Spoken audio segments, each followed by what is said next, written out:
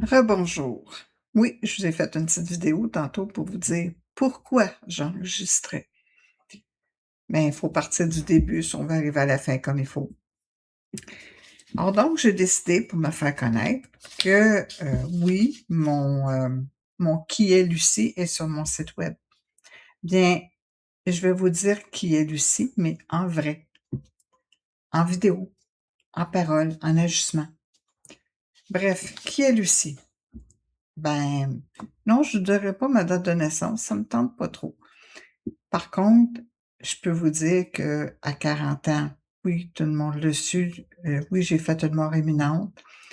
Je suis revenue. Je suis pas revenue comme j'étais, dans le sens que j'étais la fille du coma. Dis pourquoi? Dis parce que je sais pas. Et je suis revenue avec, une certaine sagesse, une certaine manière de penser. Sur le coup, je l'ai pas réalisé tout de suite. C'est avec le temps. Je suis allée voir des personnes, je suis allée assister à des réunions, à des conférences. Et pour m'apercevoir que non, j'étais pas folle. Hem, Qu'est-ce que ça m'a fait en premier? Ben, oui, tu te sens dégoûté. Parce que pour vous dire, quand que je me suis réveillée à 40 ans puis que j'étais différente, que j'étais revenue, ben, à 40 ans, ça marque. Tu vois que tu es morte, tu es couchée sur la table, puis tu vois ta ligne sur, un écran. Tu vois l'infirmier qui bouge pas.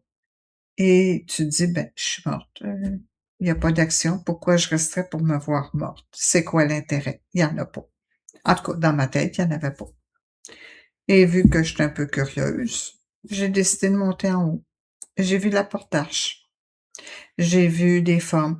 Je peux pas dire si c'est humain ou autre, mais j'ai vu des formes.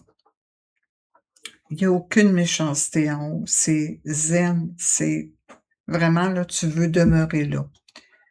Et quand j'ai voulu parler, parce que j'ai même pas eu la chance de parler, on m'a dit: «C'est pas ton heure, va finir d'élever ta fille».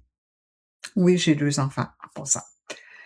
Hem, Ça, c'était, l'histoire marquante de ma vie parce qu'après, je suis revenue dans mon corps, puis comment j'ai su que j'avais fait une mort imminente, c'est que, ma mère, dans ce temps-là, était venue avec une autre personne pour venir me chercher suite à une opération.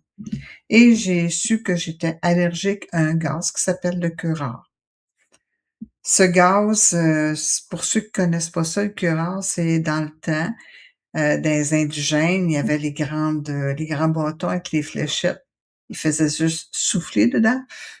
Ben, c'est ça, le curare. C'est moi, je l'ai eu en gaz, mais il y en a qui l'ont autrement. Et moi, ben, ça me fait pas. Je meurs.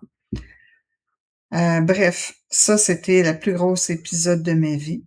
C'est ce qui a fait que je suis devenue, médium. Pourquoi? Après toutes les recherches, après tout ce que je ressentais, ce que je voyais, ce que j'entendais.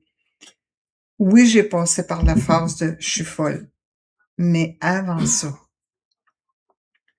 à 25 ans, OK? Je ramène loin là. À 25 ans, j'étais mariée et lorsque mon beau-père est décédé, hem, j'ai été aider, mon mari.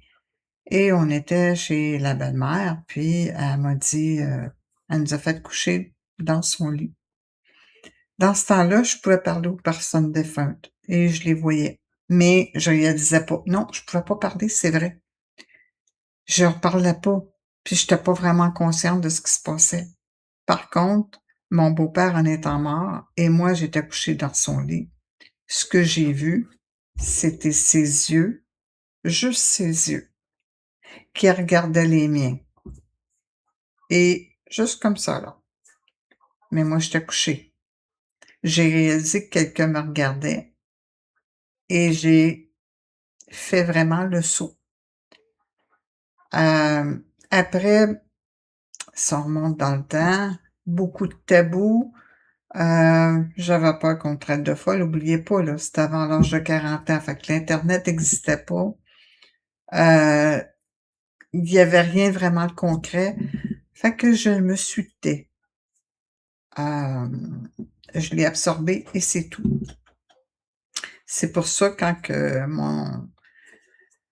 mon accident, OK, est arrivé à 40 ans, que j'ai fait la mort imminente, ben, là, je savais qu'il y avait quelque chose. Parce que c'était beaucoup plus fort. Ça m'a fait beaucoup peur aussi. Désolée, c'est pas beaucoup de beau français, mais je vais avec mon cœur. L'autre chose, ben, par après, ben oui, j'ai fait du travail sur moi parce que tu peux pas recevoir des messages puis être négative. Tu peux pas non plus, les messages que tu reçois, tu dois t'assurer que c'est pas ton ego, ta logique, mais vraiment les messages que tes guides te lancent, tes guides et les guides des personnes qui viennent me voir. Puis, il y a toujours le rôle de l'imposteur qu'on veut pas être, mais c'est avec le temps.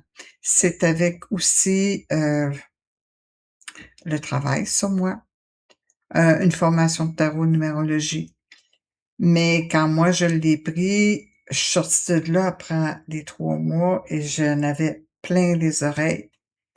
Oui, je me suis perfectionnée. Oui, j'ai fait un 6 mois que je rencontrais des clients aussi avec, «Donnez-moi ce que vous voulez».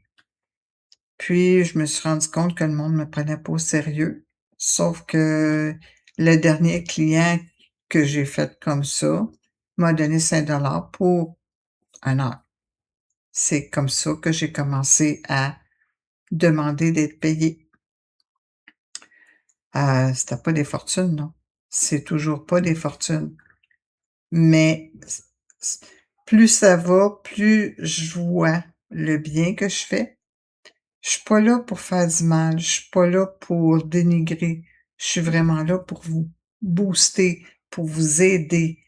Les messages que je reçois, c'est pas vraiment pour, dénigrer le monde, non. C'est vraiment pour vous aider. Bref, à travers mon petit récit, je sens que maintenant, vous connaissez qui est Lucie. Merci d'avoir écouté ma vidéo. Puis, si vous avez des questions, vous pouvez aller sur mon site web, les www.lucieledoux-medium.com. À très bientôt.